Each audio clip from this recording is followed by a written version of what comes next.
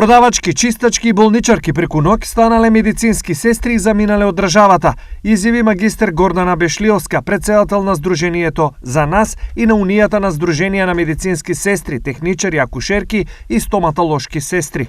Има случаи на преквалификување од сите можни професии кои вонредно завршувале во повеќе школи низ Македонија.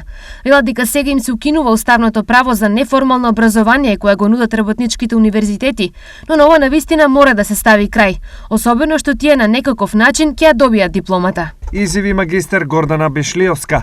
Истите лица подоцна се вработуваат како медицински сестри, за една година стекнуваат работно искуство и заминуваат во странство. Агенцијата за вработување брои 2000 невработени медицински сестри, што не е точно.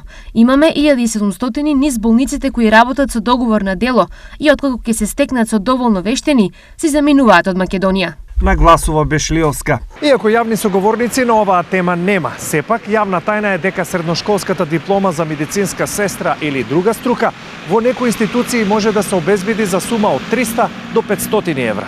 Инаку од средата Министерството за образование и наука ги забрани воредните уписи за медицински сестри и испрати допис до средните училишта во државава кои имаат насоки од здравствена струка повеќе да не запишуваат ученици вонредно.